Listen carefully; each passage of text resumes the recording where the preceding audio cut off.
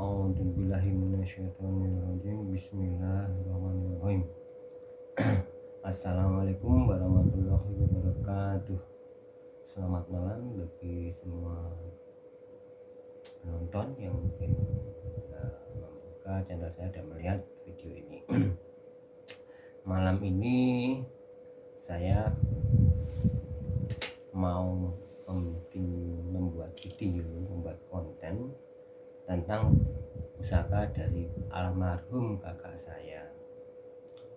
Pusaka ini wujudnya seperti ini, namanya Nogorojo. Kita dekatkan dulu. Nogorojo itu wujudnya seperti ini. Jadi ini untuk kepalanya, gandiknya. Jadi gandiknya biar jelas dulu, seperti ini. Ini untuk gandiknya seperti ini. Gandiknya itu tidak seperti Nogososro. Perbedaannya antara Nogososro dan Nogorojo terletak pada mahkotanya. Jadi mahkotanya seperti ini. Nanti kan saya perlihatkan sebentar, saya bandingkan dengan Nogososro. Saya sandingkan biar kelihatan perbedaannya. Nah, ini sebentar. Jadi yang di kiri saya adalah yang di kiri ini adalah Nogososro. Jadi untuk mahkotanya beda. Jadi bentuk mahkotanya beda. Nah, itu kan kelihatan seperti itu, tapi untuk Nogososro mahkotanya adalah seperti ini. Sebentar, seperti ini, nggak kelihatan. Nah, bertingkat seperti itu. Jadi perbedaannya di mahkotanya. Kalau orang-orang Jawa mungkin paham bahwa untuk Nogorojo itu mahkotanya seperti mahkotanya Adipati Karto. Nah, tapi untuk Nogososro seperti mahkotanya raja-raja zaman dahulu.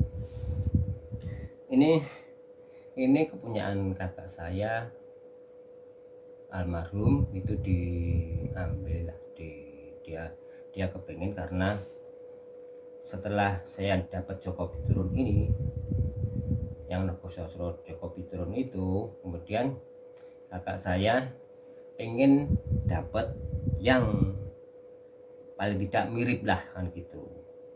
Apalagi kakak saya itu orangnya gimana ya, pokoknya wis nekat pokoknya gitu.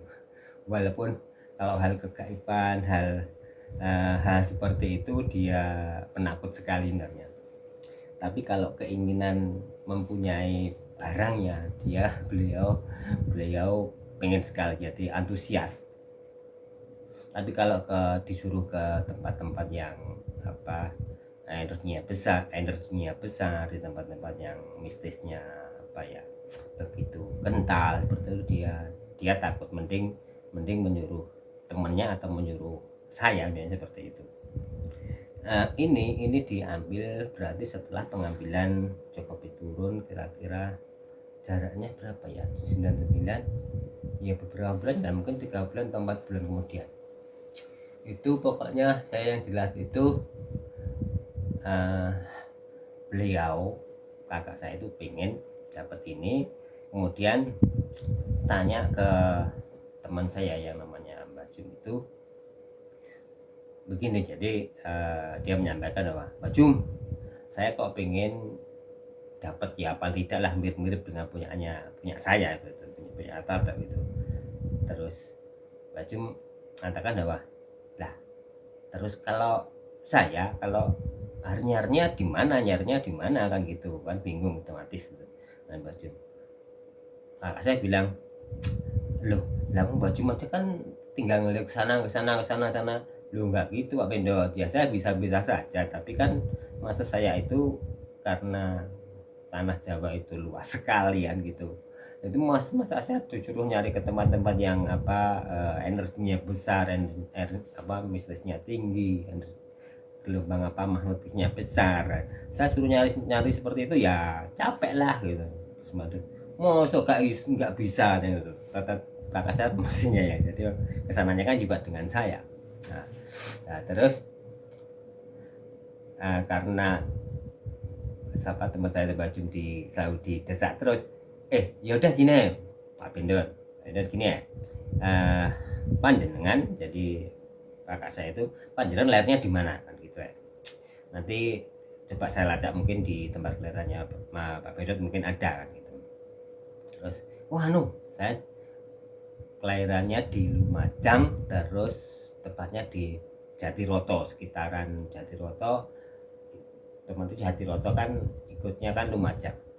Itu sekitaran sekitaran tempat tinggalnya almarhum bapaknya kakak saya itu, kakak ipar saya itu di perumahan pabrik gula Jatiroto sana. Bentar. Kemudian Mbak Jum melihat, terus bilangnya gini, setelah Mbak Jum kesana ngeliat, Pak Pindut, ini berarti rumah sampean kan menghadap ke utara. Itu ini sampean ini ada lokasi kira-kira bagus lah, mendekati punyanya Tato, walaupun tetap beda. Nah, ini tempat sampean, kelahiran sampean itu di pabrik gula itu, jalan ke barat ya, dari rumah sampean ini, dari rumah jenengan itu ke barat, kemudian ya kira-kira berapa sekilo ada bang ya, lupa, pokoknya ke barat, kemudian belok kiri ke arah selatan. Nanti di kanan jalan itu ada tempat yang energinya besar, itu di situ kelihatannya ada kan gitu. Terus kakak saya bilang ini, Mbak Jum, kok ke sana? Rumah saya itu menghadap ke timur loh. Itu harusnya, kalau menurut saya gini, itu harusnya kalau Mbak Jum bilang ke utara terus belok ke barat belok ke selatan, itu salah. Harusnya itu ke utara terus belok ke kiri, itu ke arah barat. Enggak Mandor, itu saya lihat sana itu bahwa ke barat kemudian ke selatan, tidak ke utara kemudian ke barat. Itu nanti salah loh. Enggak lah Baju. Saya itu dari kecil besar itu di sana loh. Sampai saya punya anak pun saya masih di sana. Enggak. Dan Baju tetap. Saya itu melihat langsung loh. Nah, terus karena berdebat nggak ada titik temu, terus saya itu Baju tanya ke saya, "Tok, kalau menurut kamu gimana? Bener nggak? Kamu pernah sana?" Pernah sana, Baju saya pernah ke sana. Lu emang rumahnya Mas Pindut itu, rumahnya orang tanya Pindut itu menghadap ke utara, otomatis kalau lokasi yang Baju lihat itu memang harusnya ke barat, kemudian belok ke kiri ke arah selatan. Nah seperti itu. Enggak lah Tok, aku dari kecil tuh udah gini ya, karena tidak ada temu. Terus akhirnya kapan kita ke sana, kita ambil tanahnya, terus nanti dilihat bener enggak yang saya yang Mbak Jum bilang bahwa arahnya ke sana itu. Terus dengan keyakinan saya, walaupun saya enggak bisa ngelihat ya saat mananya perkiraan, karena saya pernah ke sana.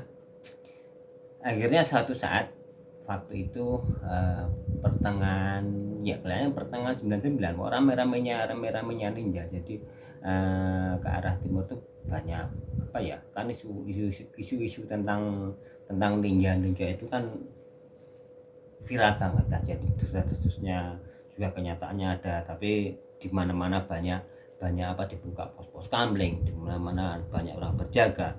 Nah itu kemudian saya sama Mas Pindut, "Tok, kapan ngumprei?" Terus ya kan, kalau saya pasti hanya hari Minggu aja Mandot.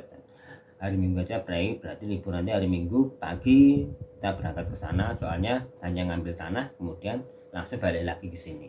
Nah terus hari Minggu itu saya sama Mas Benda itu bawa panther warna merah itu berangkat dari Mospati sini, dari tempat tinggal saya sama almarhum Mas Pindot itu jam setengah 10 terus mampir di mana dealernya tempat kerjanya Pindot dulu sebentar di Caruban sana. Itu start dari Caruban jam 10. Nah dari jam 10 itu kita perjalanan ke arah Lumajang Jatiroto sana, tepatnya di perumahan pabrik gula. Nah di tengah perjalanan ya karena kondisinya belum kondusif ya, karena masih tahun-tahun segitu banyak isu seperti itu, banyak jaga-jaga, otomatis banyak kendala sih di jalan-jalan itu, banyak orang patroli, banyak orang kayak demo-demo seperti itu, nggak tahu kita juga.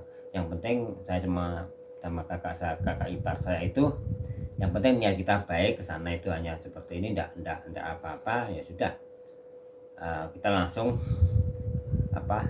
tancap gas saja, pokoknya tancap gas. Nah karena kakak saya itu memang hobinya sebagai driver, otomatis jalannya cepet banget, dan dalam arti pokoknya kalau saya bilang wes melakukannya kayak setan ya seperti itu. Cuman yang saya takutkan adalah satu, yaitu ngantuk. Jadi perjalanan kan jauh itu, dari Madiun dari Mospati sampai ke Lumajang itu jauh, ke Jatiroto itu. Nah begitu nyampe sana, nyampe tempatnya, singkat cerita sama nyampe di perumahan pabrik gula sana, kan masih ada adiknya kakak ipar saya namanya Mas Oto itu juga kerja di PG sana. Itu sempat mampir, kita sempat tanya, tapi hanya mampir saja, istilahnya mampir cuman ngopi-ngopi aja, terus langsung ke lokasi yang diperkirakan pusaka ini ada di situ kan gitu. Nah terus kita juga tanya ke Mas Toto, ini untuk lokasi seperti ini arahnya kemana? Oh rono sana kayak gitu. Loh bener kan Mandot? Ini berarti kan kita harus ke utara, kemudian terus kalau dari rumah Pak Manat almarhum dulu kan otomatis kan ke utara, terus ke barat, terus belok kiri ke arah selatan. Iya bener ya, bener bajing katanya seperti itu. Terus kita langsung jadi sampai sana itu jam berapa ya, sore, terus kita sampai menjelang maghriban dulu lah. Setelah maghrib, lepas maghrib kita langsung ke lokasi. Terus karena Mas Bindot begitu nyampe lokasi lah, saya pikirkan berarti kira-kira seperti ini Mandot, ini paling bener ini, karena jalan kalau suasana seperti ini, energinya seperti ini, kira-kira di sini. Saya bilang seperti itu. Yang di kanan jalan kan ada pohon besar, kemudian hawanya pun juga beda. Terus coba Mandot berhenti di sini dulu. Kemudian berhenti, kita amati tuh. Kira-kira bener Mandot. Ayo Mandot, ikut turun aja lah, ngambil tanahnya. Kita nggak usah ke deket ke lokasinya, langsung dari sini aja, nggak, yang penting di jalan ini yang radiusnya nggak begitu jauh lah, dengan kira-kira kurang dari 100 meter dari lokasi yang diperkirakan pusaka ini berada. Nah saya ajak turun ngambil pinggir jalan itu aja, Mas kakak ipar saya itu nggak berani. Udah kamu aja lah tuh, jangan saya lah, kan ini kan harusnya kan Mas B, jangan yang punya keinginan. Saya gak apa, kamu aja, sama aja. Ya udah, saya ambil tanahnya, terus saya simpen. langsung tancap gas balik ke mana, ke Madiun. Itu kita hanya berhenti sebentar, hanya karena berhenti di mana ya lupa saya. Itu hanya makan jadi terus habis makan langsung tancap gas lagi. Nyampe di Madiun itu kira-kira jam setengah 11. Soalnya jam 11 itu saya sudah nyampe ke tempatnya Mbak Jum lagi jam 11 malam. Jadi perjalanan itu jam 10 pagi. Terus langsung ke mana, ke Lumajang itu, terus balik lagi ke Madiun, nyampe Madiun lagi jam 11 malam. Nah itu sudah nyampe ke tempatnya Mbak Jum. Saya serahkan apa tanahnya itu, kemudian sama teman saya dilihat, Mbak Jum dilihat apa, oh iya bener ada, bagus barangnya.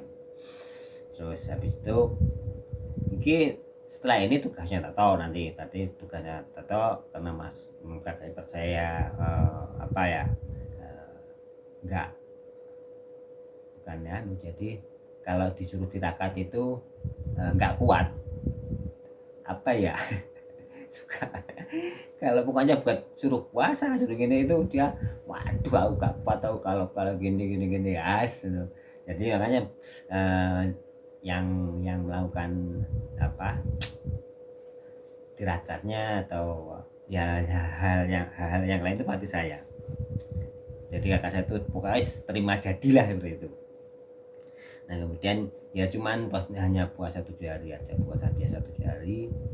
Terus kemudian saya jalani puasa itu lah. Di tengah saya puasa itu kakak saya itu masih puasa, jadi baru dapat 5 hari nggak salah itu sudah ke sana baju mbok barang saya cepet dari tarik lah, gak serantan saya nggak sabar lawong tato aja belum selesai apa puasanya, pandetnya sudah pengen lah saya pengen dampunya, pengen lihat barangnya, wes ya pokoknya gini lah, sabar dulu.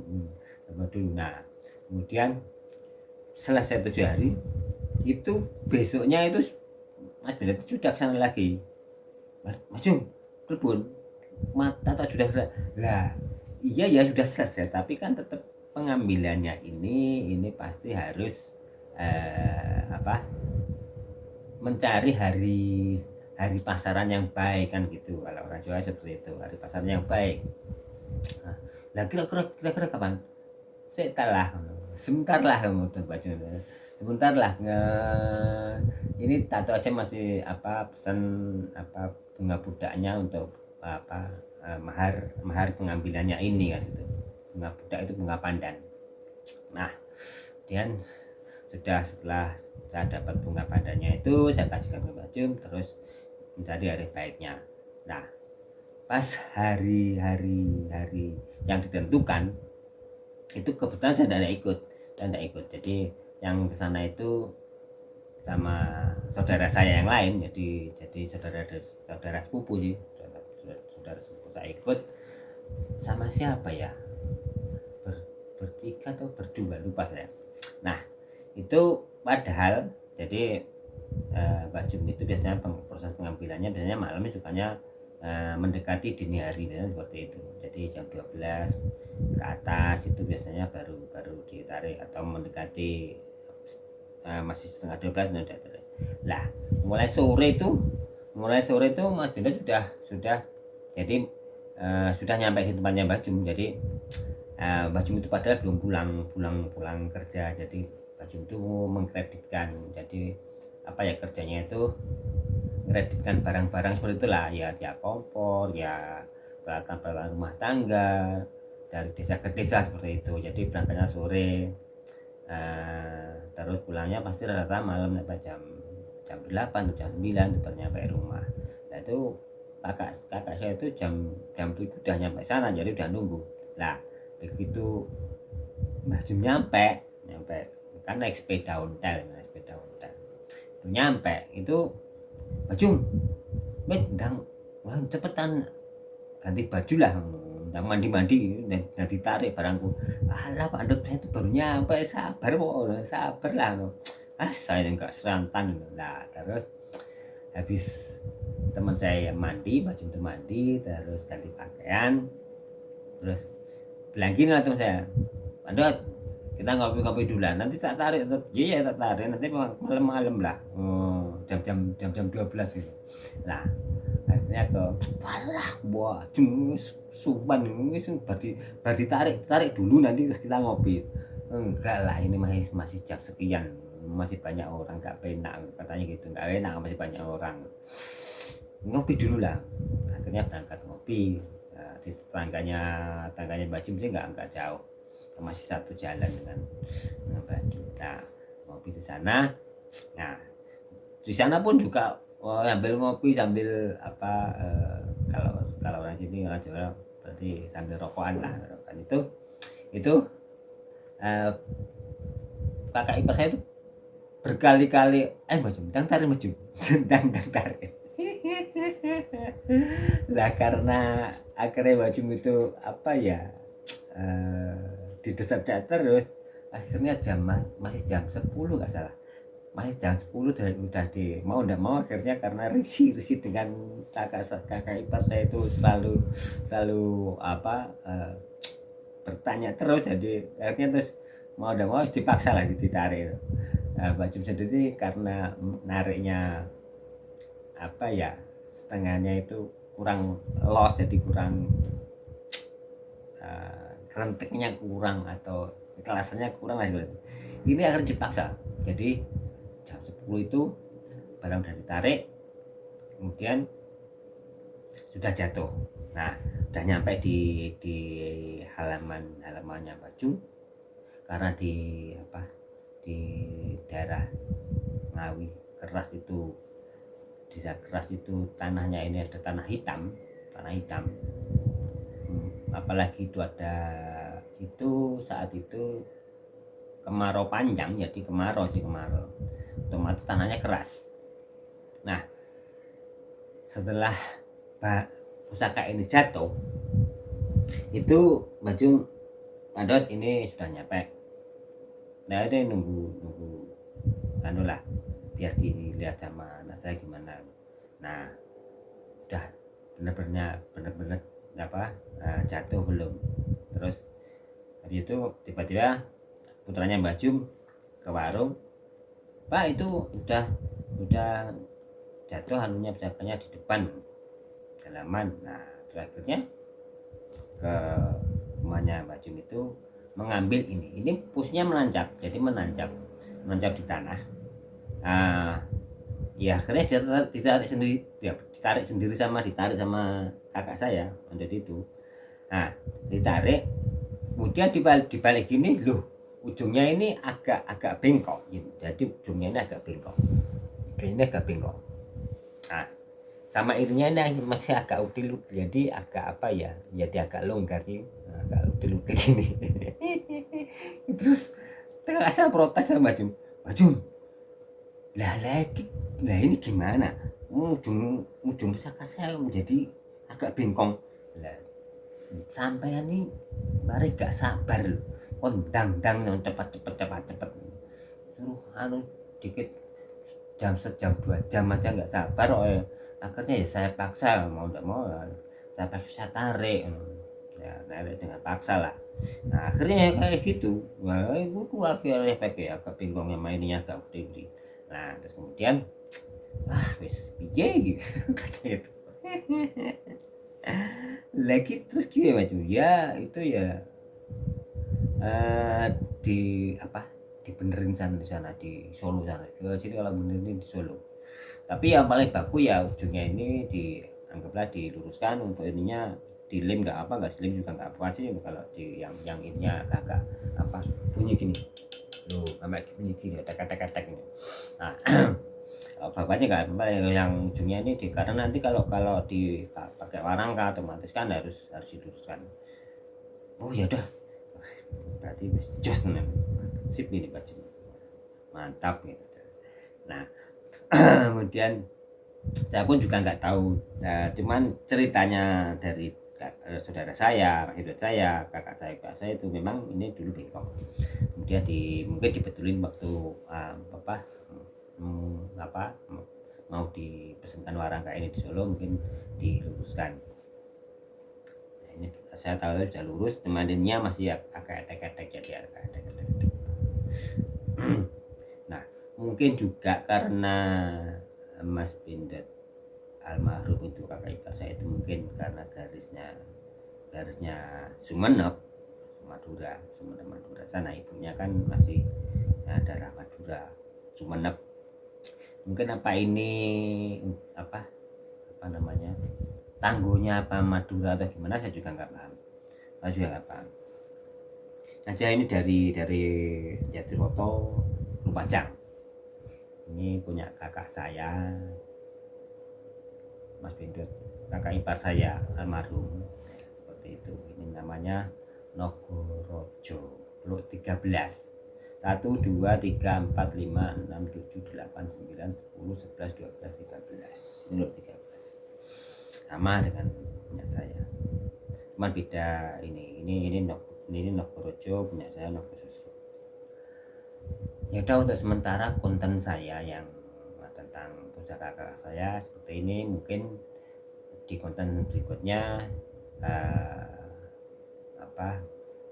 mungkin juga kisah tentang pusaka, mungkin juga tentang kisah mistis yang lain, tentang pokoknya hanya sesuatu yang berkaitan dengan saya, pengalaman saya pribadi. Terus kalau dari saudara mungkin juga ada sih, mungkin, tapi juga belakangan ya, mungkin belakangan. Saya kira seperti dulu. Terima kasih. Assalamualaikum warahmatullahi wabarakatuh dan selamat malam.